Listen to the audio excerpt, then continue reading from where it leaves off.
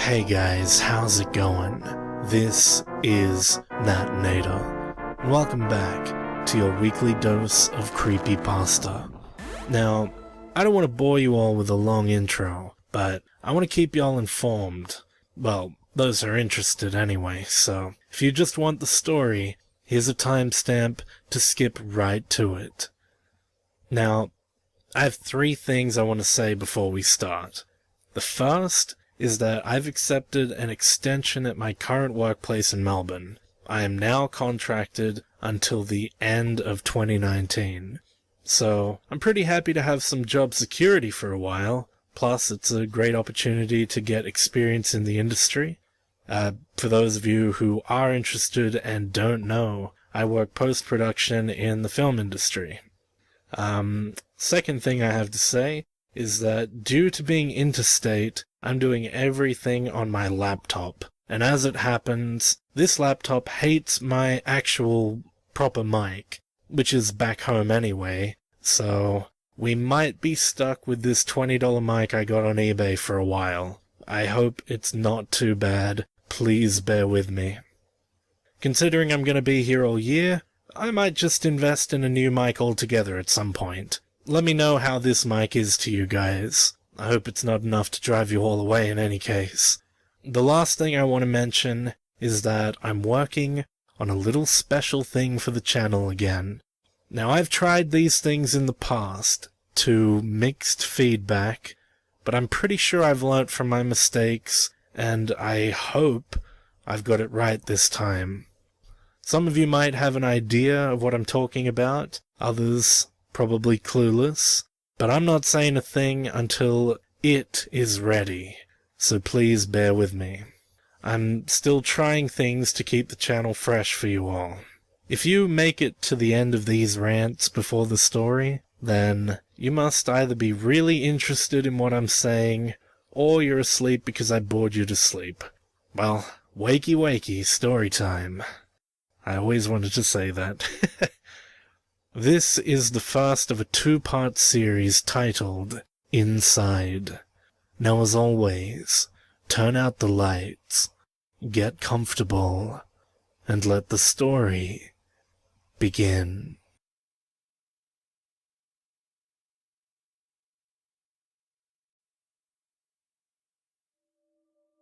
Holy shit. Gary. Is that you? Gary? Gary quickly spun around to face the voice he'd immediately recognized. Although he was far from convinced that it was actually coming from the form of his brother and best friend, Mikey. It seemed fairly obvious that, since he was most likely losing his mind, the possibility that Mikey was really nothing more than an elaborate construct his waning sanity had produced for its own amusement had to be given serious consideration. Mikey? Weak and uncertain, his tone was almost pleading.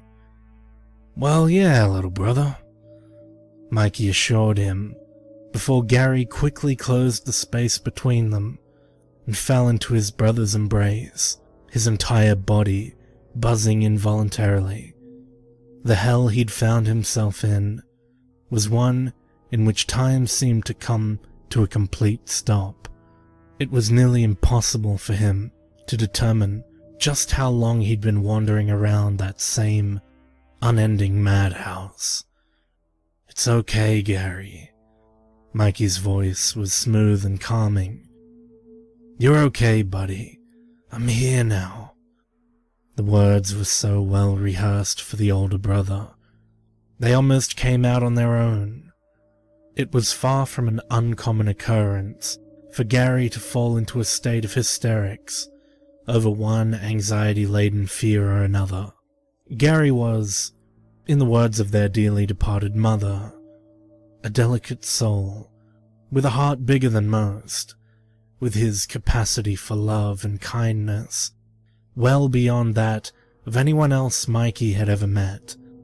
But that type of emotional depth sometimes came at a hefty cost. Gary felt his emotions on a cellular level, and unfortunately, that included fear. It took very little, actually, to provoke the adolescent into hyperventilation, or even occasional states of catatonia. "What the hell are you even doing here?"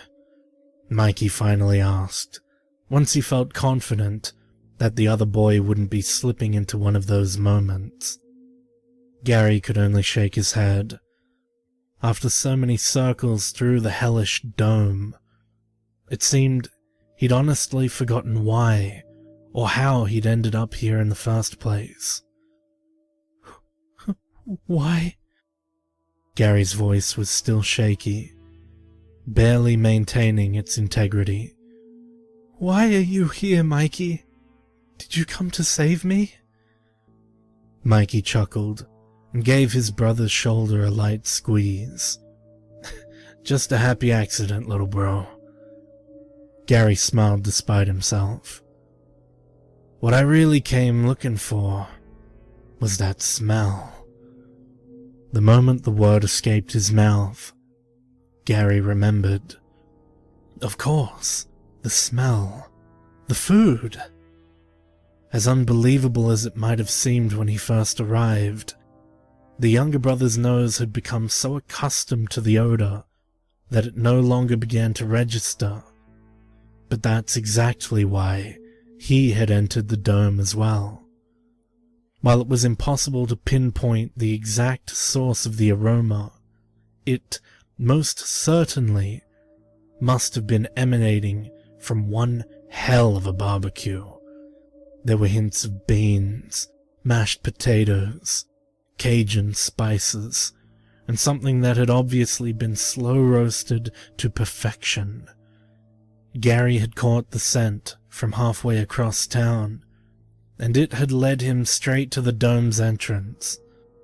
While there was little fanfare announcing what was apparently the newest restaurant in Porch, Gary had still fully expected to walk into a bustling epicenter of smiling faces and bulging tummies. That hadn't been the case, however. The large, domed building's walls were some type of thick polyurethane that provided only a hazy view of the exterior and turned the sunlight into a dim green glow that bathed everything within its interior. The atmosphere it created was undoubtedly ominous, and for a split second, as he crossed the entrance's threshold, Gary had almost listened to the little voice in his head that had suddenly begun screaming, "This is wrong." The fact that there were no obvious patrons or employees did nothing to alleviate the sensation, and there was that one moment when he could have just walked away. The exit was right there. He could still see the bright pink blossoms beckoning him to turn around. There was practically no part of him that felt the urge to continue, and had the delicious aroma not been so overpowering at that point, he probably would have left then. Once he'd found himself part way into the dome's interior, however, his stomach seemed to single-handedly take control of the reins. It was utterly intoxicating, to the point where it seemed to block every rational thought from his young mind. It may have looked like some deserted funhouse at first blush, but somewhere within its circular walls existed a meal greater than anything he could imagine. Come hell or high water, he was going to have it. It had only taken a few steps within for Gary to realize the magnitude of his mistake. As if influenced by some dark magic, the open doorway he'd entered seemed to disappear. All thoughts of the most delicious food ever were immediately washed away by his heightened sense of fear. Slowly, methodically, he had begun working his way around the outer walls. Surely, he'd thought, if he took his time, he would have to find a door. It defied logic for him to think otherwise, not to mention that doing so would have forced him into a sniveling ball on the floor.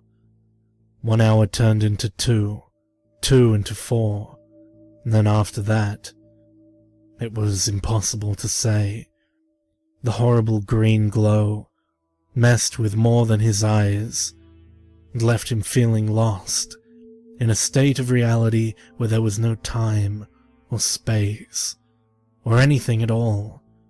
It was just him. Gary had found himself lost in this circular green hell. He had, in fact, very nearly reached his breaking point when Mikey had found him. "So, where's this food at, Gary?" Mikey raised his nose to the air and filled his lungs with the savory fragrance his little brother had seemingly become immune to. The question hadn't been meant to prompt an adverse reaction, and Mikey was definitely not ready for the response it did elicit, as his little brother fell into hysterical tears. Mikey couldn't help but to sigh. It was premature to have thought that they were going to be able to avoid one of Gary's breakdowns, but damned if he hadn't. It took a full 10 minutes of soothing words and rubbing the back of the kid's head gently for the sobbing to finally subside.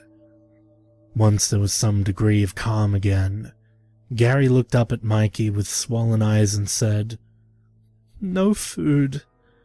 There is no food." "I don't understand, Gary." Mikey craned his head around dramatically. "Where's the smell coming from? I've been around longer than you. And you know that I know some stuff. I'm telling you right now, that smell only comes from good food." Gary protested even harder. "I'm telling you, there is no food." The sobs began to gather at the end of his words again, so Mikey didn't push. I can't even find the door out. There's nothing in this whole place, except... Except what? Mikey was genuinely curious, and not given to the same worst-case scenario fears that plagued his brother.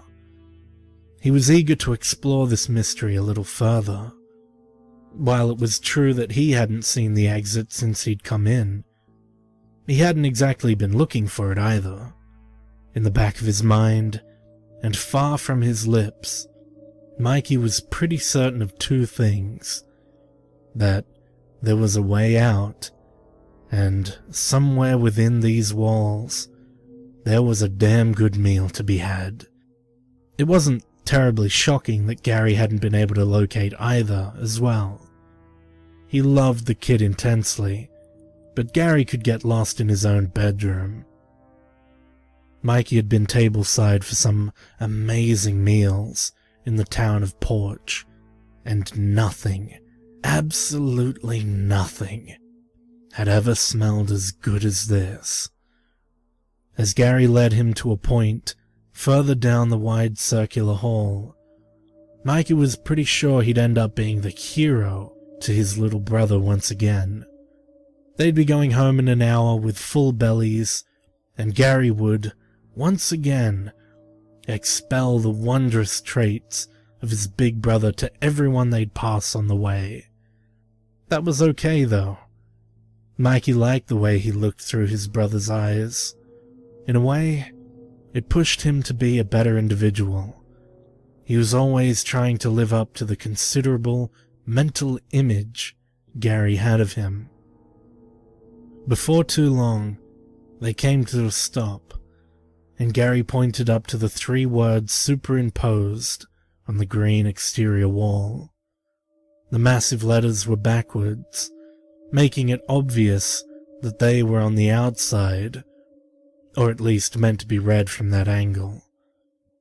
What does it say? Gary asked, earning him a scowl and a smack in the back of the head. How the hell should I know what it says, smart guy? Why don't you tell me? I don't know, Gary barely muttered aloud.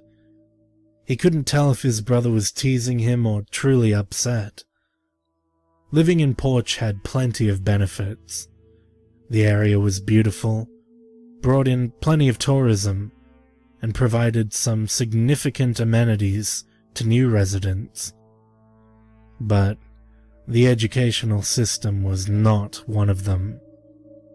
Things were done in the old ways, and that included teaching and passing on history through oral traditions. This didn't mean that the citizens of Porch were any less intelligent than others, but it did create an epidemic of illiteracy. One would have been hard-pressed to find anyone locally who could have read those words. That alone only added to the strangeness of why they were there in the first place. The "except that" Gary had wanted to point out wasn't, unfortunately, what Mikey had been hoping to see. At the very least, he'd been anticipating a clue of some type, and there were no insights to be had from this. Okay, listen. Mikey sat his brother on the ground, his back against the wall with the giant mystery words looming above him. I want you to stay here for now. No! Gary screamed, instantly in protest mode. You can't leave me alone again. It's okay, big guy, Mikey cooed.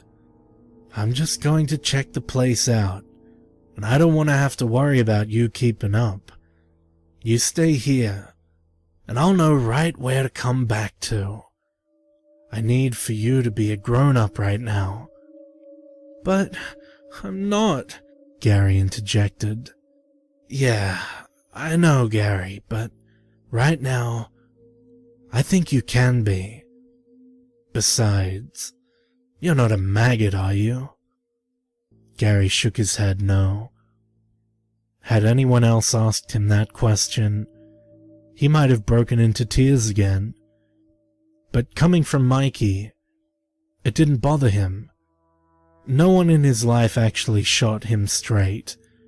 Everyone else always treated him with kid gloves, as not to disturb his delicate sensibilities. It wasn't like his big brother was really mean to him.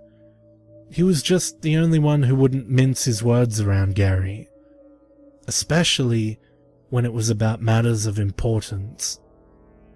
Gary always took it as a sign of respect on the rare occasions that Mikey did give him a hard time, and this was no exception. No, he mumbled, more to himself than aloud. I'm not a maggot. Damn right you're not. You're my badass little brother. Gary smiled and bobbed his head slightly in agreement. He could be motivated relatively easily anyway, but Mikey was a pro at knowing which buttons to push. Just give me 10 minutes, and I'll know everything I need to know. This place isn't that big.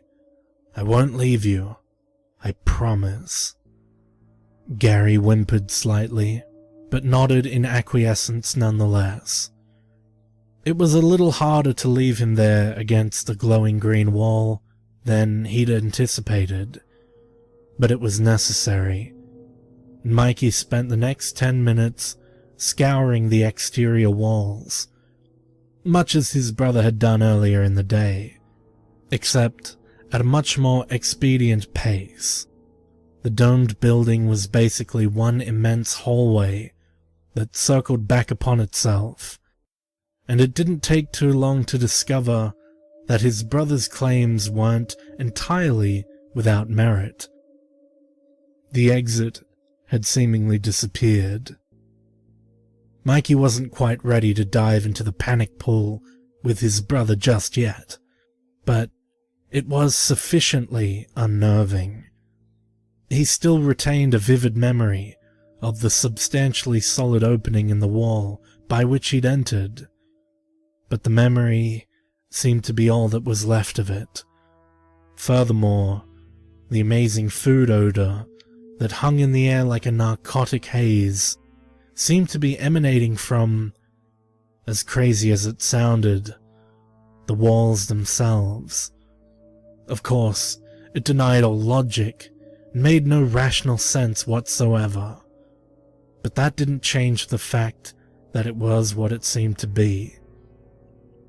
By the time he'd circled back around to Gary and the massive mystery words, again, that little voice that had been screaming warnings in Gary's ear earlier in the day was just beginning its second round in hits.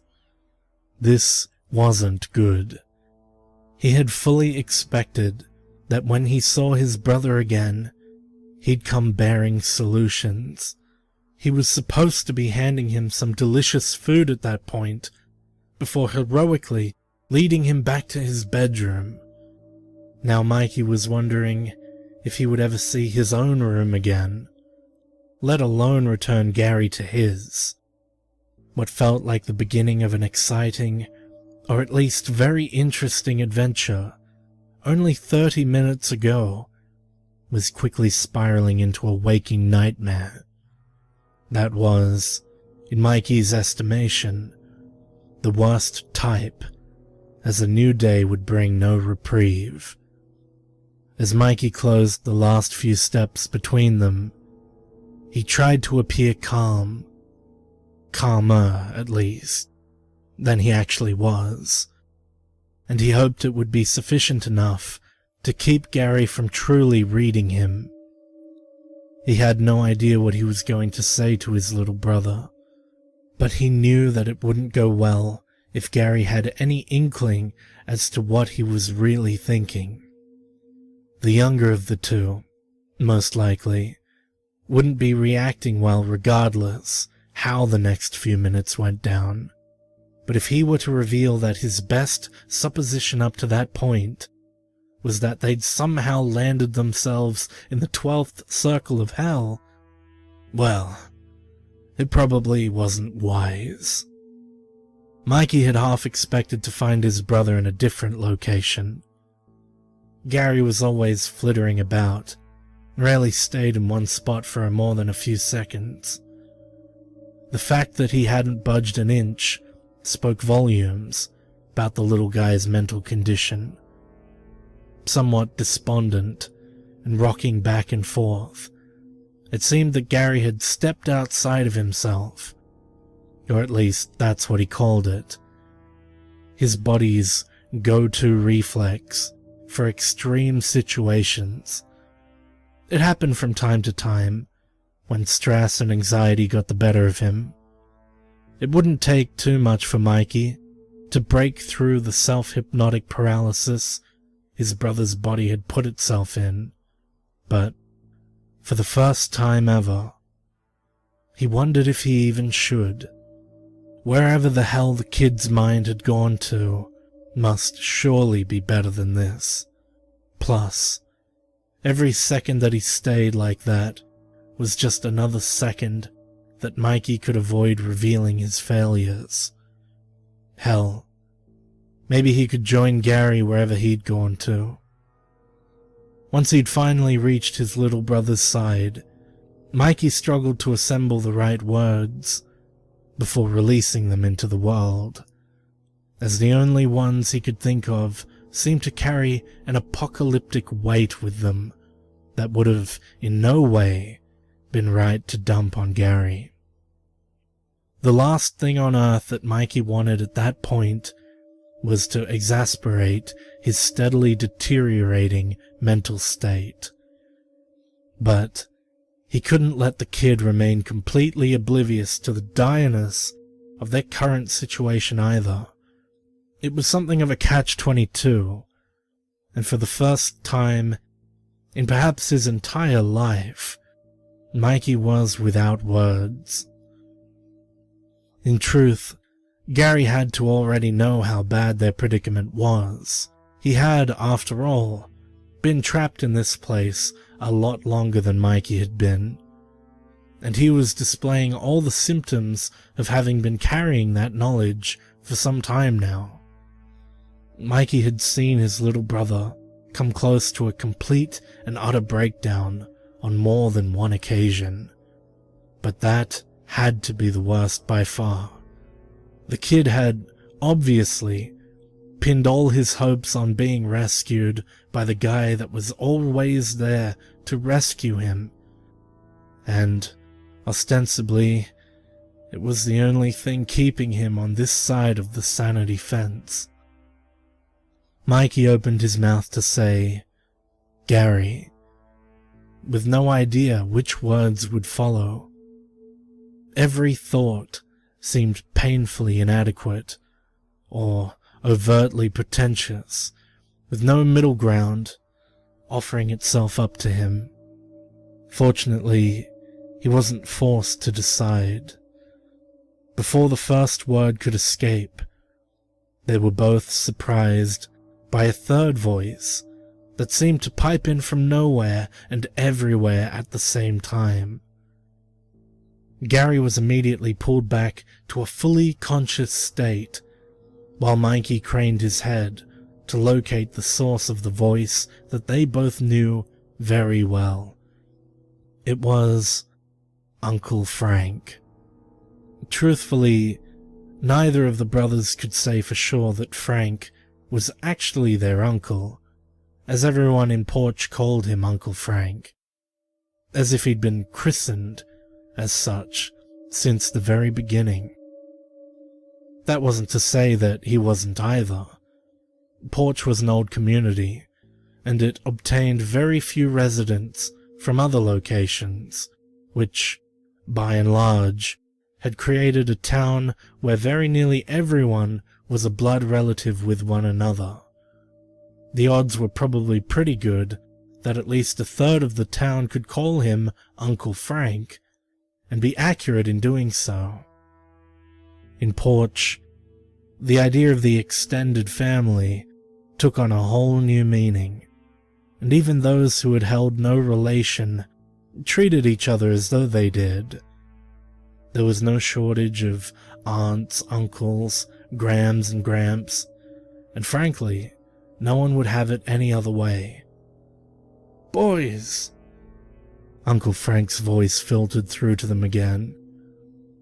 "What are you guys doing in there?" "Uncle Frank?" Gary called out as he got to his feet and began frittering around in an effort to pinpoint the source. "Over here," he called back, although, given the wonky acoustics, it did nothing to help the brothers locate him. For several excruciating minutes, they played verbal tag, trying to bring themselves together. It was Mikey that finally spotted him on the other side of the dim green wall. He was outside. It was actually rather amazing that Uncle Frank had been able to see them on the inside at all, and if it weren't for a renegade stream of sunlight and a stroke of luck, he probably wouldn't have. The three finally met in the same spot, with only the circular green wall keeping them from making any physical contact. Oddly enough, now that they were right in front of each other, they could barely hear each other, and had to yell at the top of their lungs to communicate at all, and, even then, it was a broken conversation at best. Uncle Frank had begun, and although he spoke for some time, the only words the brothers could discern were, "How the hell? Where is the... Tell everyone..." and "Yummy, damn smell." It was fairly obvious what he was trying to express, however. He wanted in.